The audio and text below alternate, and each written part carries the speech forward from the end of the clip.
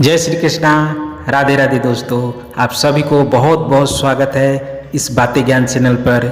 तो कृपया चैनल को लाइक, सब्सक्राइब और शेयर करते रहिए ताकि हर कहानी आपके पास तुरंत पहुंच रहे। नया नया कहानी, नई नई ज्ञानवर्धक कहानी, अच्छी अच्छी कहानियाँ आपके पास तुरंत पहुँचे और आपको एक नई कहानी देखने को सुनने को मिले।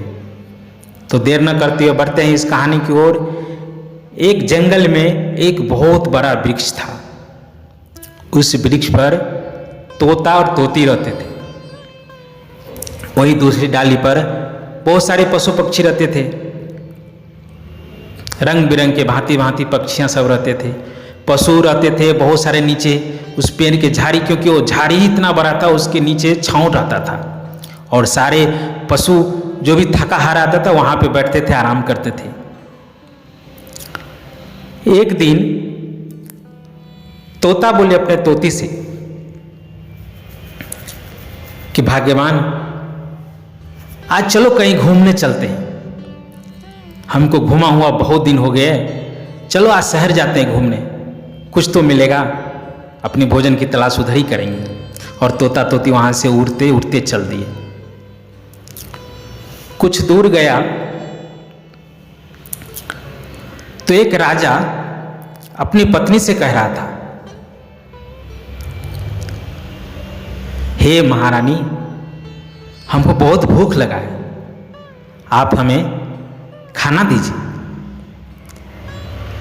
राजा साहब का हुक्म सुनते ही रानी अंदर गई और खाना बना के एक थाली भर के सजा के पूरा 56 व्यंजन लेके आया और महाराज के आगे रख दिया। बोला, महाराज खाना खाइए। वो खाना खाते ही खाते एक चीज देख रहा था। एक चींटी आया और एक चावल का दाना लेकर चल दिया। राजा सोचने में पड़ गए, एक छोटा सा चींटी और इतना बड़ा चावल का दाना कैसे उठा सकता है। तभी उधर से दूसरी चींटी आया और चींटी बोला, अरे चींटा, तुमने एक चावल के दाने लेकर भागे, ये मेरे को दे दो और तुम दूसरा लेकर आओ। तो बोला, नहीं, राजा साहब को पता चल जाएगा तो मुझे जान से मरवा देंगे। और ये सब राजा सब जानते थे, क्योंकि वो पशु पक्षियों की, कीड़े मकोड़े की बात को जानता था, समझता था। वो बहुत बड़ा ज्ञानी था। अपना तपस्या के कारण उसको ये ज्ञान था, प्राप्त था, जो कोई भी पशु पक्षी कुछ भी बोले तो उसको समझ में आ जाए। तो चींटा चींटी की बातें राजा समझ रहा था अच्छी तरह से। फिर चींटा ने बोला, चलो लेके आते हैं। उधर से गया और फिर एक चींटा चावल लिया और चल दिया।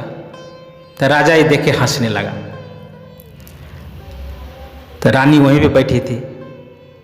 तो बोला, राजा साहब, आप हंस क्यों रहे हैं? तो नहीं, हम यूं ही हंस रहे हैं।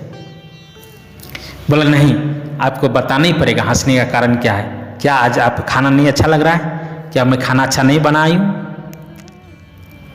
तो रानी बोला, ऐसा नहीं है, तुम खाना बहुत अच्छी बनाई हो। तो बोला, आप फिर बोलते क्यों नहीं, आप हंस क्यों रहे? बोला, देखो, मैं बोलूंगा, कहूंगा तो तुम पछताओगे बाद में, क्योंकि ये बात कहने लायक नहीं है। क्योंकि चींटा चींटी ने यह बात कहा था कि राजा जब भी बोलेगा तो धीरे धीरे पत्थर का हो जाएगा। वो किसी और को बोलेगा तो भी पत्थर हो जाएगा, वो किसी और को बोलेगा तो भी पत्थर हो जाएगा। इसलिए वो बोलेगा नहीं। लेकिन स्त्री के हट के आगे कोई नहीं जीत पाया और स्त्री के हट के आगे उसको बोलना ही पड़ा। बोला, ठीक है, मैं बताता हूं। और जैसे ही बताया वैसे धीरे धीरे वो पत्थर के हो गए। अब रानी रो रो के उसको बुरा हाल था। रानी भी रोने लगे, जोर जोर से चिल्लाने लगे। ये तोता तोती उसको देख रहा था। एक तो तोता ने बोला तोती से, देखिए ये राजा पत्थर के हो गया और रानी बहुत रो रहा है, चले क्यों ना हम पूछते हैं आखिर हुआ क्या है, क्यों रो रहा है। तो बोला चलो। अब दोनों गए उसके पास। अब दोनों उसके पास जाकर बोले, हे महारानी आप रो क्यों रहे। तो महारानी पूरा हाल बताया शुरू से लेकर अंत तक, और जैसे जैसे बताया वो भी पत्थर के हो गए। अब तोता तोती का हवा हो गया, प्राण सूख गया।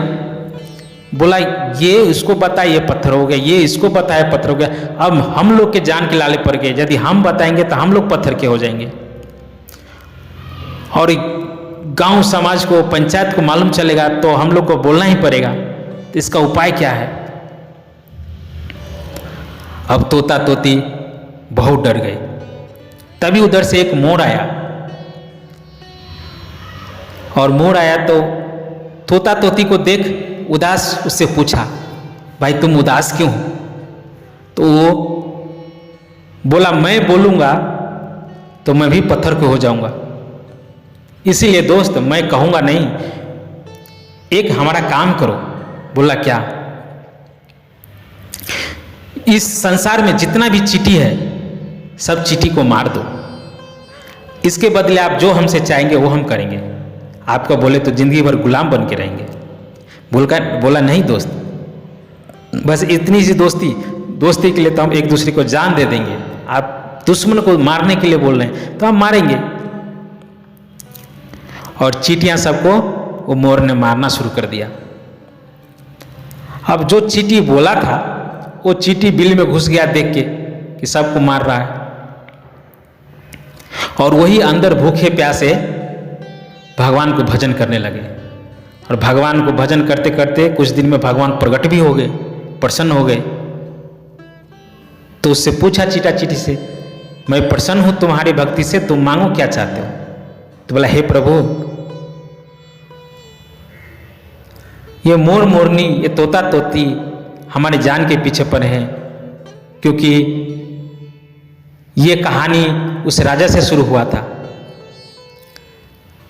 तो ऐसा करिए हमें एक वर दीजिए कि हमको ना भूख लगे ना प्यास, हमारे पेट में गांठ बांध दीजिए, ताकि हम नहीं ऊपर जाएंगे और नहीं हमको मारे।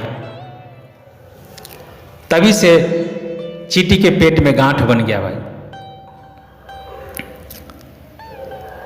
तब बोला ठीक है, मोर मोरनी के पास गया। अब बोला तुम चींटा चींटी को मारना बंद करो, चींटा चींटी को मारना बंद करो, तुम सबका क्यों मार रहे हो। तो उसने बोला मैं अपने दोस्त के लिए मार रहा हूं। तो बोला ये बात सब हमें ज्ञात है। तो उसने बोला कहीं हम बोलेंगे तो हम कहीं पत्थर ना बन जाएंगे। सुगा तोता तोती बोला नहीं, तुम निर्दोष हो, तुम पत्थर के नहीं होंगे। तो बोला वो राजा को क्या कसूर था कि वो पत्थर हो गए।